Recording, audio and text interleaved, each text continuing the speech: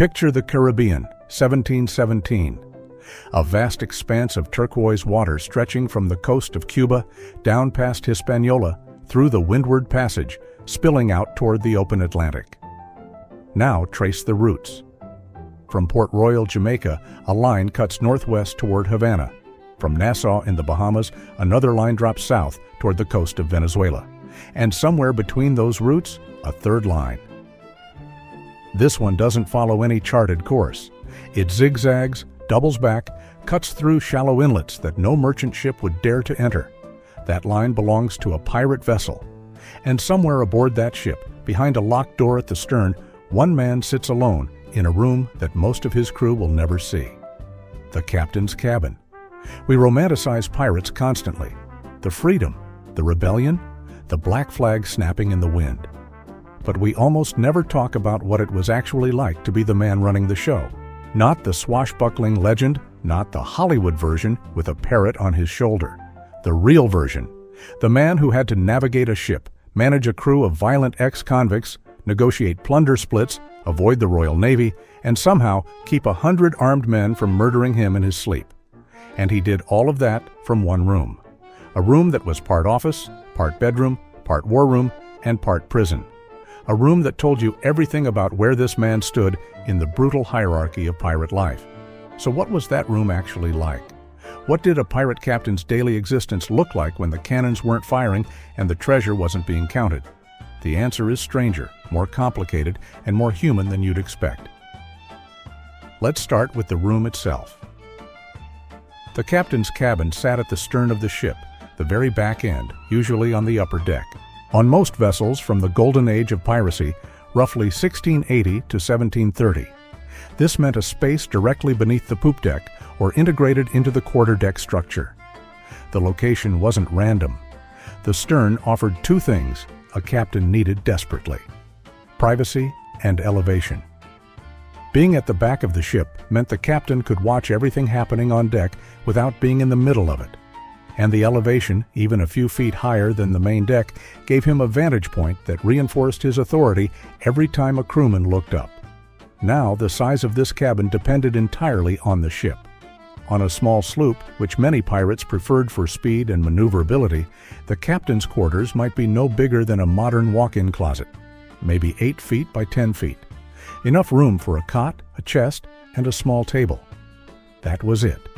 On a larger frigate or a captured merchant vessel, the cabin could be significantly more generous. Some captured East Indiamen had captain's quarters that stretched the full width of the stern, with actual windows, a proper desk, and space to move around. But here's where reality diverges from the movies.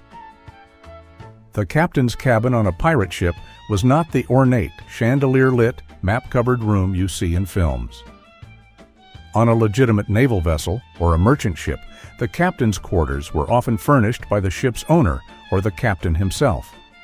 Fine wood paneling, glass-paned windows called stern lights, cushioned chairs, sometimes even a small library.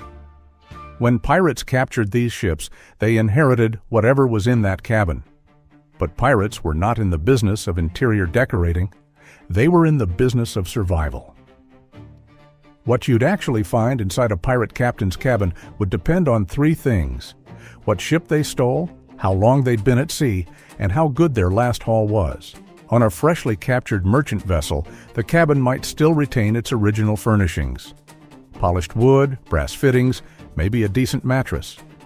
Give it 3 months of pirate use and the polish would be gone, replaced by salt damage, knife marks in the table, empty bottles, and the persistent smell of tar, sweat, and gunpowder that soaked into everything aboard a working ship.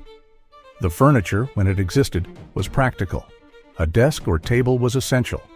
This was where charts were studied, courses were plotted, and the ship's articles were kept. The articles were the pirates' version of a constitution, a written document that every crew member signed or marked with an X when they joined. It outlined the rules of the ship, how plunder would be divided, what compensation a man got for losing a limb in battle, and what offenses would get you marooned or killed. The captain kept this document, and it lived in his cabin. Beyond the desk, there was usually a sea chest. Heavy, iron-banded, and locked. This held the captain's personal share of any loot, his navigational instruments, and whatever personal effects he'd managed to accumulate. Clothing, a razor, maybe a Bible. Yes, many pirates were religious, or at least superstitious enough that they kept religious texts close. Bartholomew Roberts, one of the most successful pirates of the era, was known to keep a Bible, and was reportedly uncomfortable with excessive blasphemy, which is a fascinating contradiction for a man who plundered over 400 ships. Sleeping arrangements were basic, a cot or hammock depending on the ship. Some captains had actual bed frames that were bolted to the floor or suspended from the ceiling to accommodate the ship's rolling motion. Before we go any further, I need to stop for a second, because what I've been showing you in these videos only scratches the surface. And I realized at some point that the full picture, the actual pirate code, word for word, the real punishment records, the exact treasure division shares, the ports that secretly funded them, it doesn't fit in a video. I put it all into one document, the Black Flag Codex. It's linked below, and the QR code is on your screen. Now, let's keep going. The bedding would have been wool blankets or canvas, rarely anything luxurious unless it was freshly stolen. And everything would be damp. Always damp. The sea doesn't care about your status. Salt air and spray found their way into every corner of every ship, and the captain's cabin was no exception. Lighting came from oil lanterns, and these were used sparingly. Open flame on a wooden ship full of gunpowder was a genuine existential threat. The captain had more latitude than the crew when it came to keeping a light burning after dark, but even this privilege came with limits. The stern windows, when the cabin had them, provided natural light during the day. These windows were one of the genuine luxuries of the captain's position. While the crew slept in the dark, airless belly of the ship, the captain could look out at the ocean from his private quarters. At sunset, those stern windows turned the cabin golden. It was, by the standards of life at sea, almost beautiful. Almost. Because beauty doesn't matter much when you're running what amounted to a floating criminal enterprise, staffed by men who could vote you out of power at any moment. Here's what gets overlooked about pirate captains. They were not absolute rulers. They were elected officials. On a pirate ship, the captain was chosen by majority vote of the crew, and he could be removed by majority vote just as easily. This was not some theoretical democratic ideal. It happened constantly.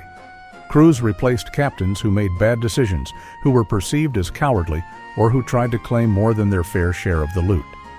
The pirate captain had authority in two situations: during battle, when his word was absolute law, and during navigation, when his expertise was essential. At all other times, the crew governed itself through collective decision-making. So what did this mean for the man sitting in that cabin? It meant paranoia.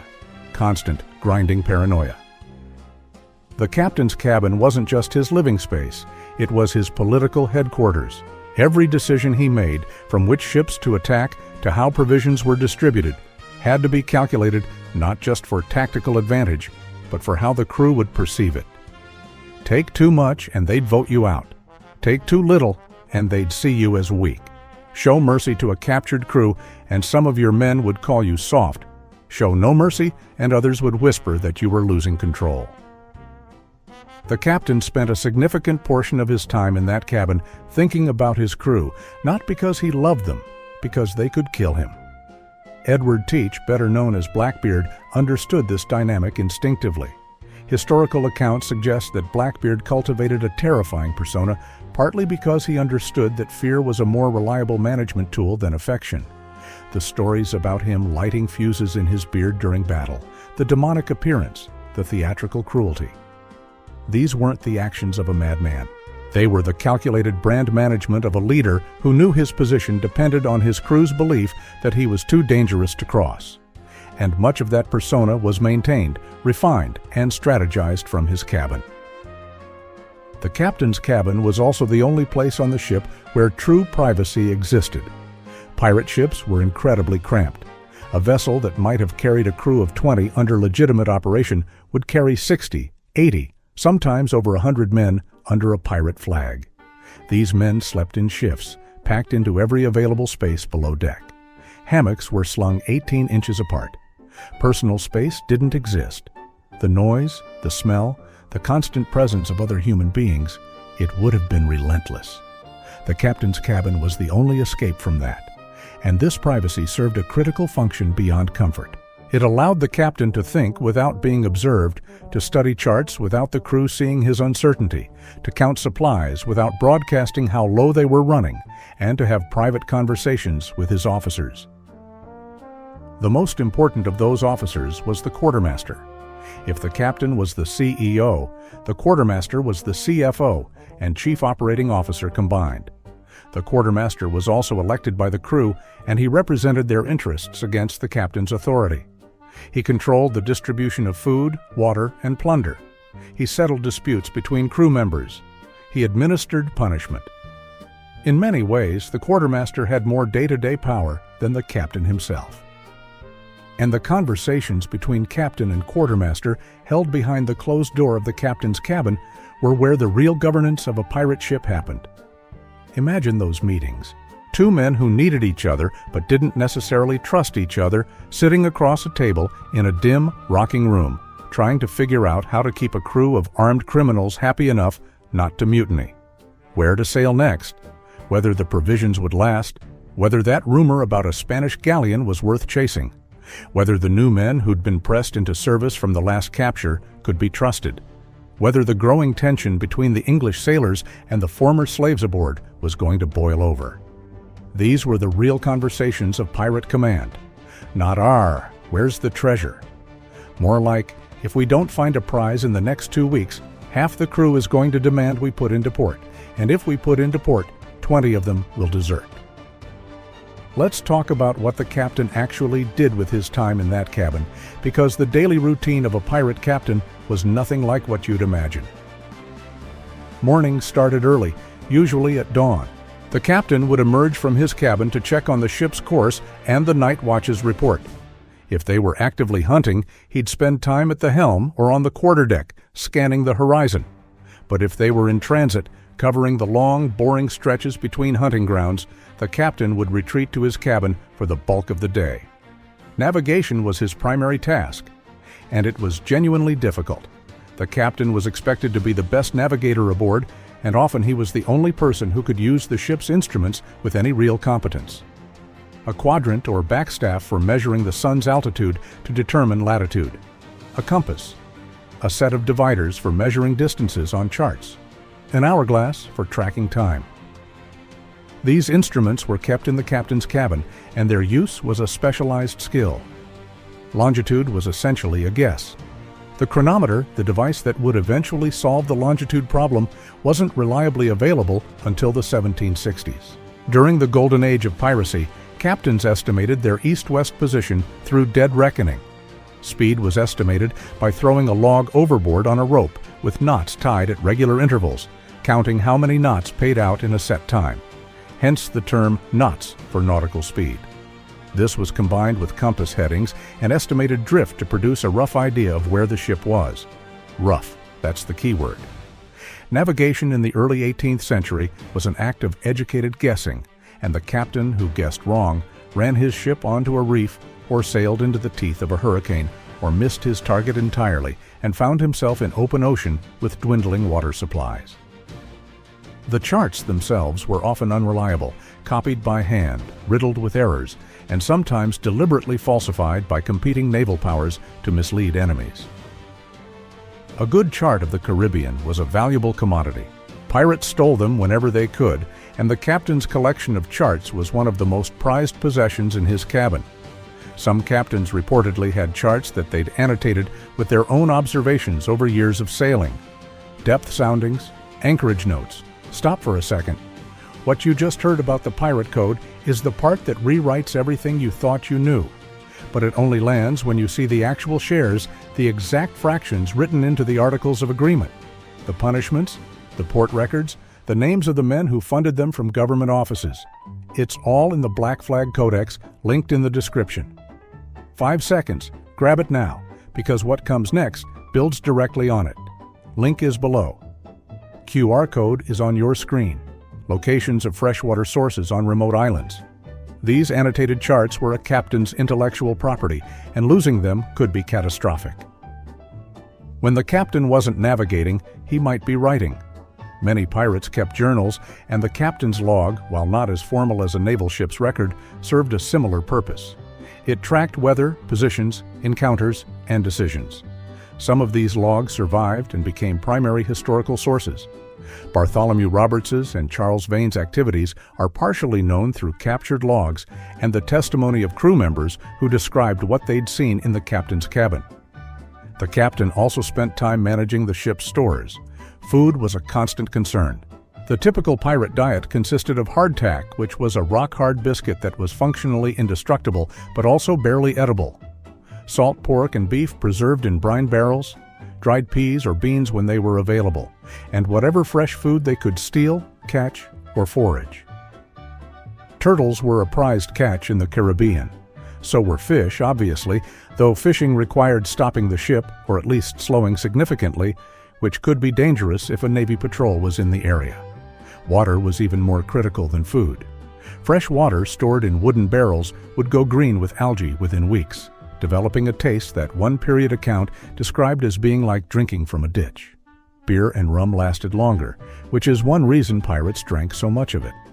But alcohol also dehydrated the body and impaired judgment, which meant the captain had to balance the crew's desire to drink with the practical need to keep them functional. All of this logistical management happened in the captain's cabin. He'd review the stores with the quartermaster, make calculations about how long they could stay at sea, and plan their course accordingly. Run out of water 3 days from land and you'd have a mutiny. Run out of rum and you might have one sooner. The cabin also served as a makeshift hospital and counseling office, though neither term would have been used at the time. If the ship carried a surgeon, and many pirate ships actively recruited or impressed surgeons from captured vessels. The captain's cabin was sometimes where the more serious medical consultations took place, not the actual surgeries. Those happened on the gun deck, with the patient held down by his mates and given a leather strap to bite on. But the planning of medical care, the assessment of a wounded man's chances, the decision about whether to amputate, these conversations sometimes happened in the captain's quarters. This was partly practical and partly political. A captain who was seen conferring with the surgeon about a popular crew member's injuries was demonstrating that he cared about his men. A captain who ignored wounded crew members found his authority eroding fast. The social dynamics aboard a pirate ship were incredibly complex, and the captain's cabin sat at the center of them. Despite the democratic structure, factions formed constantly. Men who'd sailed together before joining the pirate crew would form cliques. Men from the same port or the same country would gravitate toward each other. Former enslaved Africans who joined the crew, and there were many of them on pirate ships, occupied a complicated position that ranged from full equality to second-class status depending on the ship. The captain had to manage all of these relationships from his cabin. Private conversations, promises made and kept or broken, alliances with key crew members who could sway votes. It was politics, pure and simple, the same kind of coalition building and favor trading that you'd see in any legislature or corporate boardroom, just conducted in a salt-stained room on a stolen ship. And then there was the question of what happened to the captain's cabin during and after a fight. When a pirate ship engaged a target, the captain's cabin transformed. The elegant stern windows, if the ship had them, were sometimes shuttered or removed entirely to prevent glass shrapnel during cannon fire. On some ships, the walls of the captain's cabin were actually temporary partitions that could be broken down and stowed to create a clear gun deck. The cabin's furniture would be moved or lashed down. Charts and instruments were secured in the sea chest. During battle, the captain was expected to be on deck, directing the fight. His cabin was empty or occupied by the wounded being dragged in for treatment. Cannon fire at close range could, and frequently did, tear through the stern of a ship. The captain's cabin was directly in the line of fire from a pursuing vessel. More than one pirate captain returned from battle to find his quarters destroyed, his possessions scattered, and his charts soaked in blood. After a successful engagement, the cabin became a sorting room. Captured cargo was inventoried, and while the bulk of the plunder was distributed on the open deck for all to see, the captain and quartermaster did their initial assessment of what had been taken in the relative privacy of the cabin. This was a delicate moment. The crew expected transparency. Any suspicion that the captain was skimming before the count would be explosive. But the captain also needed to set aside navigational tools, charts, weapons, and other operationally critical items before the crew started dividing things up. The division of plunder followed the ship's articles. Typically, the captain received 2 shares to every crew member's 1, sometimes 1.5 shares depending on the ship. The quartermaster also received extra shares, as did the master gunner, the boatswain, and the surgeon. This sounds generous until you realize what those extra shares actually amounted to. If a crew of 100 men took a prize worth 10,000 pieces of 8, a common crew member would receive roughly 90 pieces of 8, and the captain would receive roughly 180. Not nothing, but not the mountain of gold the movies suggest. The captain's real wealth advantage wasn't in the share split, it was in access. He got first pick of navigational instruments, weapons, and clothing from captured ships. He kept the best cabin on the ship, which meant better sleep, more privacy, and less exposure to the diseases that ripped through cramped lower decks. And he had the authority to make strategic decisions about which prizes to pursue, which sometimes allowed him to steer toward targets that he knew would benefit him personally. The loneliness of command is a concept we usually associate with modern military leadership or corporate executive life. But it applied to pirate captains with a particular intensity that deserves attention. The captain was, by necessity, socially isolated. He couldn't drink freely with the crew because he needed to maintain authority and keep his judgment sharp. He couldn't form close friendships with individual crew members without creating jealousy and factionalism. He couldn't confide his doubts about the ship's course or their chances because uncertainty would breed panic. And he couldn't complain about the burden of command to anyone aboard because showing weakness invited challenge. The cabin was his only refuge from this performance. Behind that closed door, a captain could be uncertain. He could be afraid.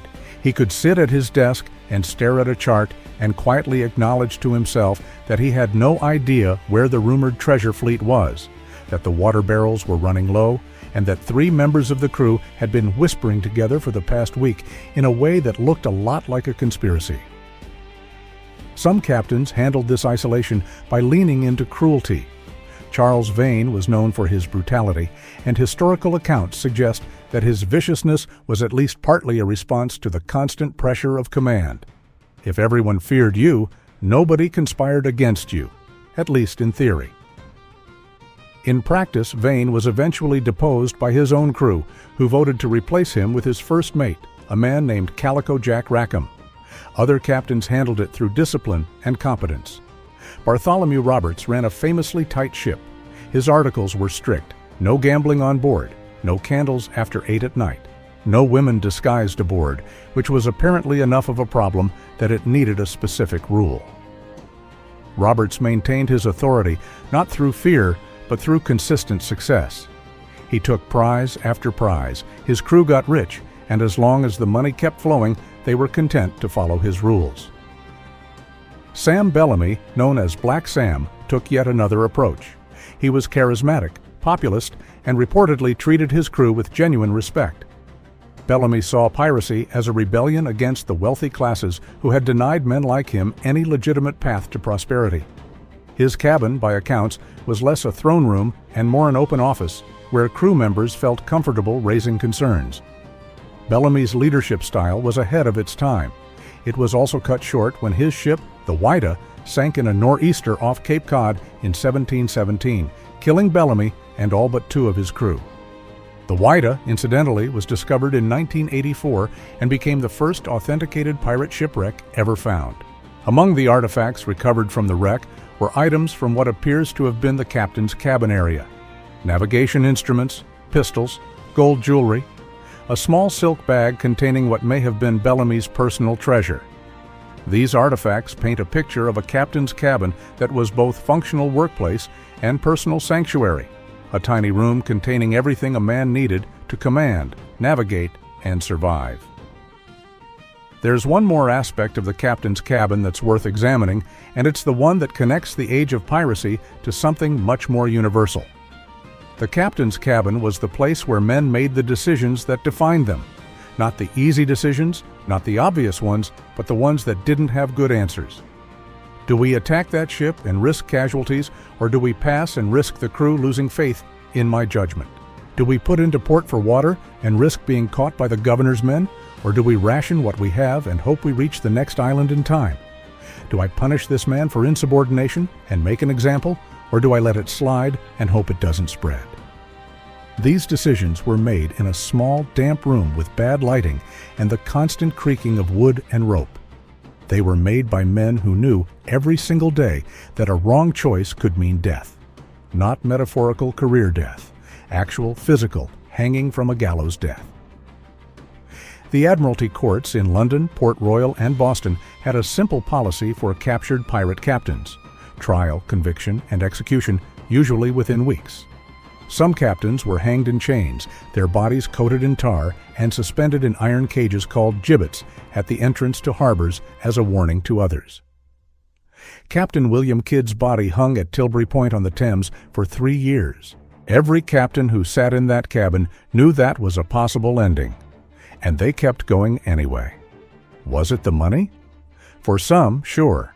A successful captain could accumulate wealth that would have been unimaginable in their former life as a merchant sailor or farm laborer. But the money was unreliable and often spent as fast as it was taken. Was it the freedom? More likely.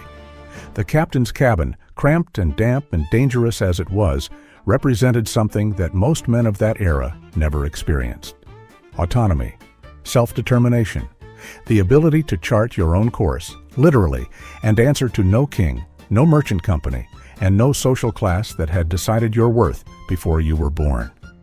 Was it the power? Perhaps. But it was a strange kind of power, a power that was granted by vote and could be revoked by vote, a power that only existed because the men below deck believed it existed, a power that depended entirely on competence, results, and the fragile, constantly renegotiated social contract of the ship's articles. The captain's cabin was all of these things at once: a bedroom and a boardroom, a library and an armory, a throne room and a prison cell, the most private space on a ship where privacy was impossible, and the loneliest room in a world where solitude was the rarest luxury. The next time you see a pirate ship in a movie, notice how they always show the captain's cabin as enormous, sweeping, dramatic, with a massive desk, a globe, a chandelier, and windows that stretch from floor to ceiling.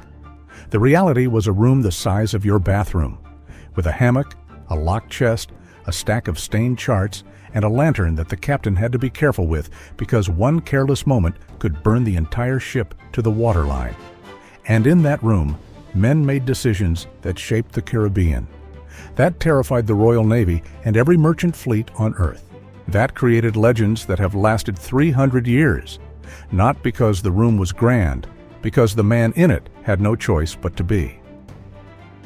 The captain's cabin wasn't about luxury. It was about what happens when one person takes on the weight of command in a world where failure is fatal, trust is conditional, and the only thing between you and the gallows is your ability to keep a stolen ship afloat and a crew of desperate men believing that tomorrow's prize will be worth today's suffering. That is what life was like for the man in charge.